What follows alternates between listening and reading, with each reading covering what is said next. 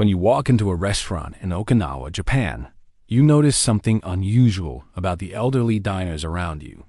They are not sitting in wheelchairs or moving with obvious difficulty. They are walking upright, sitting on floor cushions, rising without assistance. Many of them are in their 80s and 90s. Some have passed 100 years. They eat slowly, talk quietly, and seem unhurried despite the world's frantic pace continuing everywhere else. Japan has more centenarians per capita than almost any nation on Earth. The average life expectancy hovers around 84 years. But the question is not just how long Japanese people live. The question is how they live while living longer. This video explores the specific observable practices that contribute to Japanese longevity, practices that have nothing to do with genetics and everything to do with daily choices that anyone can adopt. The first thing you notice when observing traditional Japanese eating habits is the silence. Not complete silence, but an absence of rushed conversation, of eating while distracted, of finishing quickly to move on to the next task. In many Japanese households, especially among older generations, eating is treated as an activity that deserves full attention. Food is served in small portions across multiple small dishes. Rice in one bowl, miso soup in another, vegetables, fish, pickles each separated, each requiring its own moment of appreciation. The meal unfolds slowly, course by course, bite by bite. This is not cultural performance. This is functional design. The human body has a built-in feedback system that takes approximately 20 minutes to communicate satiety from stomach to brain. When food is consumed rapidly shoveled in while watching television or scrolling through a phone, the signal arrives too late. By the time the brain registers fullness, the stomach has been overfilled. But when eating happens slowly and deliberately, the satiety signal arrives mid-meal, naturally preventing overconsumption. The Japanese have a phrase for this, hara hachi, which translates roughly to eat until you are 80% full. This is not a diet. This is an approach to eating that works with human biology rather than against it.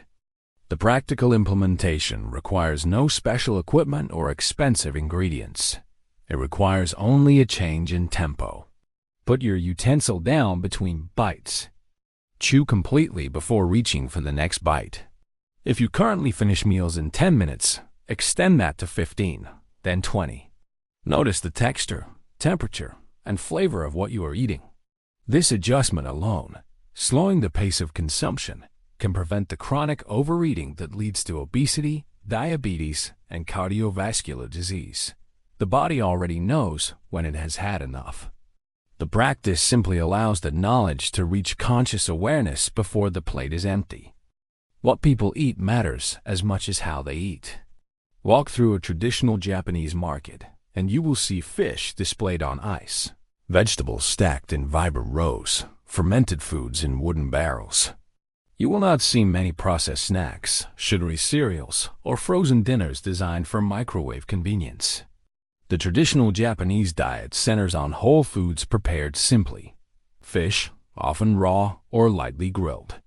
Rice, steamed without butter or oil. Vegetables either pickled, steamed, or served in clear broth. Soy in the form of tofu, natto, and miso. Seaweed in soups and as wraps. This dietary pattern provides nutrition without excess. Fish delivers protein and omega-3 fatty acids without the saturated fat found in red meat. Fermented foods like miso and natto contribute probiotics that support digestive health. The stomach houses trillions of bacteria that influence everything from immune function to mental clarity. When these microorganisms receive the right fuel fiber from vegetables, probiotics from fermented foods, they thrive. When they are starved or fed only processed sugars and refined grains, they deteriorate. The gut-brain connection is not metaphor. It is a physical network of nerves and chemical signals that directly affects mood, energy, and cognitive function. Japanese fermented foods feed this system intentionally. Vegetables and seaweed provide fiber, vitamins, and minerals in high concentration relative to calories. The result is a diet that nourishes without overloading the system. Research consistently shows that populations consuming diets high in fish, vegetables, and fermented foods, while low in processed sugars and red meat, experience lower rates of heart disease, cancer, and metabolic disorders. Inflammation, the underlying driver of most chronic diseases, remains low when the body receives nutrients it recognizes and can process efficiently. Adopting this pattern does not require abandoning all familiar foods or learning to prepare Japanese cuisine. It requires shifting the balance. Replace 1 or 2 meals per week that center on red meat with meals that center on fish. Add fermented foods, yogurt, kimchi, sauerkraut to your regular rotation. Increase the proportion of vegetables on your plate while decreasing the portion of starches and proteins. These are adjustments, not transformations. Small, consistent shifts in dietary composition accumulate over months and years into measurably different health outcomes. The body was built for movement, not stillness. Yet modern life has engineered movement out of daily existence. People sit in cars to reach offices where they sit at desks, then sit in cars to return home where they sit on couches. The human frame evolved over millennia for walking. Hunting, gathering, building begins to deteriorate when subjected to prolonged immobility. Muscles atrophy. Joints stiffen. Cardiovascular capacity declines. But there is a more insidious effect that happens inside, invisible to the eye. When the body remains sedentary, blood flow slows.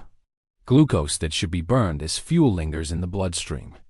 Insulin sensitivity decreases, forcing the pancreas to produce more insulin to achieve the same effect. Over years, this pattern leads to insulin resistance, then prediabetes, then type 2 diabetes. The cardiovascular system weakens. The lymphatic system, which relies on muscle movement to circulate, stagnates. Waste products accumulate in tissues. Energy drops. Mental fog increases. In Japan, especially in rural areas and among older generations, walking remains woven into the fabric of daily life. People walk to train stations. They walk to markets. They walk because many neighborhoods were designed before cars dominated city planning, and because walking is simply how one moves from place to place. This is not exercise in the modern sense. No gym membership, no workout clothes, no deliberate training session. This is incidental movement that happens as a byproduct of living. The benefits of regular walking extend beyond cardiovascular health. Walking increases circulation, delivering oxygen and nutrients to tissues throughout the body. It stimulates digestion, helping food move through the intestinal tract at the proper pace. It maintains bone density by providing the weight-bearing stress that signals bones to remain strong. It preserves joint flexibility by moving synovial fluid through cartilage, keeping joints lubricated and healthy. It regulates sleep patterns and mood through exposure to daylight and the rhythmic movement itself. Studies of populations with high life expectancy, from Okinawa to Sardinia to Icaria, consistently find that daily movement, not intense exercise, but gentle, regular activity correlates strongly with longevity. You do not need to live in a walkable neighborhood or abandon your car entirely. You need only to look for opportunities to add steps to your existing routine. Park farther from entrances. Take stairs instead of elevators. Walk while talking on the phone. Go to a colleague's desk instead of sending an email. Set a timer to stand and move for 2 minutes every hour. These micro decisions, repeated daily, add up to thousands of additional steps per week. The goal is not to become an athlete. The goal is to remain in motion enough that the body does not forget how to move. There is another element present in Japanese culture that resists easy measurement but appears consistently in communities with high longevity. It is the presence of purpose and connection. In Okinawa, this concept is called ikigai, a reason for being, a sense that one's life has meaning and direction. This is not about career achievement or financial success. It is about having something to wake up for, whether that is tending a garden, teaching a skill to younger generations, participating in community activities, or maintaining relationships with friends and family. Research into longevity repeatedly identifies social connection as a significant factor. People embedded in supportive communities, who maintain friendships, who have roles and responsibilities that others depend on, live longer and healthier lives than isolated individuals. This is not sentiment. This is biology. Social isolation triggers stress responses that elevate inflammation and cortisol levels. The body interprets loneliness as a threat, activating the same systems that respond to physical danger. Heart rate increases. Blood pressure rises. Immune function becomes dysregulated, overreacting to minor threats while underreacting to serious ones. Chronic loneliness has health impacts comparable to smoking 15 cigarettes per day. Conversely, regular social interaction and a sense of purpose reduce stress, improve immune function, and provide motivation for self-care. When people feel connected to others and engaged in meaningful activity, they are more likely to eat well, move regularly, and take care of their health. They have reasons to show up, to maintain their strength, to remain capable. This creates a positive cycle where purpose supports health and health enables continued purpose. Purpose does not require grand ambition. It requires only something meaningful to engage with regularly. This might be a hobby practiced with dedication. It might be volunteering in a community organization.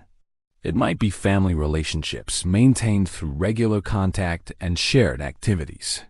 In traditional Japanese communities, elderly people often maintain roles, preparing special dishes for festivals, teaching crafts, caring for community spaces. They are not retired from life. They are contributing members with specific knowledge and skills that others value. Building this kind of connection requires intentional effort in a culture that often prioritizes individual achievement over community participation. Join a group centered on an interest you already have. Establish regular contact with friends or family members, not through occasional texts, but through actual conversation.